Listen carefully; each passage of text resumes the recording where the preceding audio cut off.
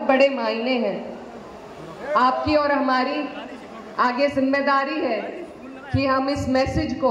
आगे तक लेकर जाएं और अपनी जीत को मुकम्मल करें, क्योंकि अगर हमने ऐसा ना किया तो रोजाना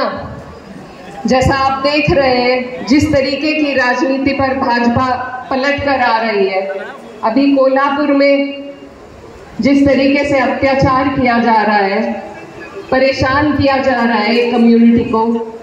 मैं जहां से आती हूँ वहां पर मुजफ्फरनगर में हमारे लोगों को जो सब्जी और फल बेचते हैं उन्हें तख्तियां लगाकर अपना परिचय देने को कहा है। तो अगर इसी तरीके की फिरका परस्त और भेदभाव फैलाने वाली राजनीति हमारे देश में पनपती रही तो ये आपके और हमारे आने वाले मुस्तकबिल के लिए बहुत बड़े दुख की बात होगी। आज जितनी मेहनत हम अपने रोजगार पर करते हैं उतनी ही मेहनत हमें अपने सियासी एतबार पर भी करनी होगी, क्योंकि हमारा वजूद हमारे मुल्क में, हमारे देश में हम तभी बना सकते हैं जब हमारी सियासी पहचान होगी, सियासी एतबार होगा। तो आप लोग अपनी ताकत को समझिए और ऐसे लोगों को मजबूती दीजिए जो आपके बीच में खड़े होकर हक की बात कर सके, इंसाफ की बात कर सके। जो भी काम हम करते हैं, हर मजहब, हर दीन ये सिखाता है कि हम उसे ईमानदारी से करें, चाहे अपना रोजगार का काम हो, इबादत का काम हो या इल्म का काम हो, तालीम का काम हो। इसी तरीके से जब तक ईमानदारी सियासत में नहीं आएगी, आपकी और हमारी पहचान नहीं बन पाएगी। तो जैसा फहाद भाई बता रहे थे कि यहाँ पर कुछ ऐसे लोग हैं जो एक ग्रुप बनाकर कब्जा करने की कोशिश करते हैं। आप लोग उनको पहचानिए, क्योंकि हमारे वोट लेकर अगर कोई हमारे लिए बोल ना सके, लड़ ना सके, तो ऐसी क़यादत का कोई फायदा नहीं है। मैं आपको ये बताना चाहती हूँ कि मेरा जो भी छोटा सफर राजनीति का रहा है, जितनी मजबूती के साथ मुझे हमारे नेता अखिलेश यादव जी ने मेरा साथ दिया, मेरे परिवार का साथ दिया, ऐसे वक्त में हमारा साथ दिया जब पूरी सरकार और उनका पूरा प्रशासन हमारे पीछे लगा हुआ था।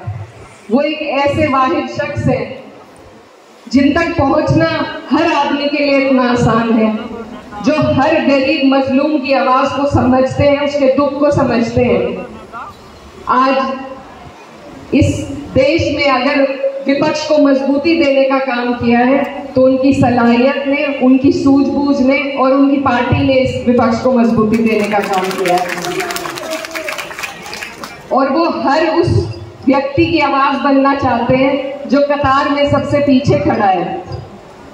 तो ऐसे लोगों को जब हमारी जरूरत है, 5 साल में एक बार उन्हें हमारी जरूरत पड़ती है वोट की, अगर उस वक्त हम उनके साथ न खड़े हो तो हमारे बीच में ऐसे लोग पैदा होने बंद हो जाएंगे जो आपकी और हमारी लड़ाई ईमानदारी से लड़ सके। आज हमारे नेता आपके प्रदेश में अपनी पार्टी को मजबूती देना चाह रहे हैं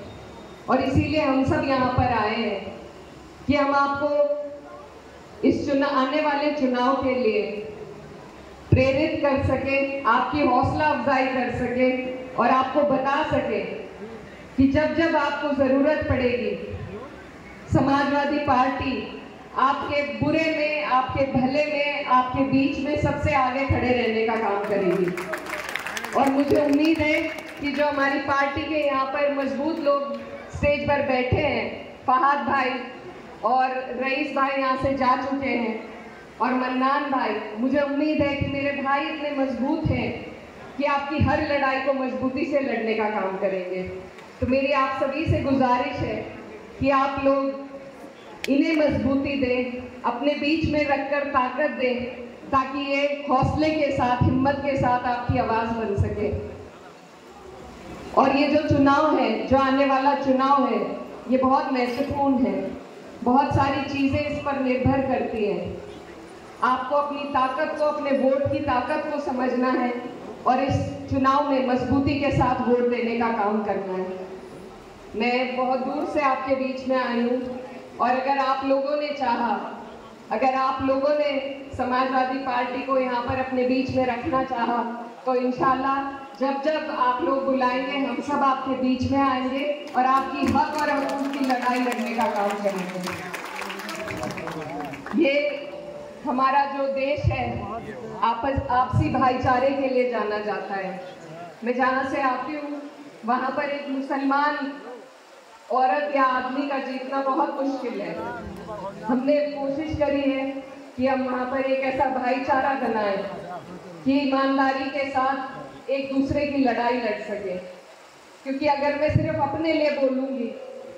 तो दूसरे के लिए कौन बोलेगा, और अगर हम सिर्फ अपने बारे में सोचेंगे तो एक दूसरे की लड़ाई लड़ने वाला कोई नहीं रहेगा। वैसे बहुत से लोग हैं जिन्हें आपके साथ की ज़रूरत है और अगर हम ईमानदारी से उनका साथ देंगे तो मुझे उम्मीद है कि जब आपकी लड़ाई लड़ने की बारी आएगी तो वो भी आपके साथ आपको खड़े मिलेंगे। जैसे CAA NRC के दौरान हमने देखा, अगर अपने दुख हम खुद रोते रहेंगे तो ध्यान नहीं जाता है, लेकिन जब दूसरे लोग हमारे बीच में आकर खड़े होते हैं तब सारी दुनिया देखती है और सरकारें भी अपने कदम वापस लेने पर मजबूर हो जाती हैं। ये हमने देखा है अपने देश में और हमें ज़रूरत है कि हम प्यार की, मोहब्बत की बात करें और ऐसा माहौल पैदा करें कि यहाँ पर सिर्फ काम की बात हो सके, हमारे देश के उन्नति की बात हो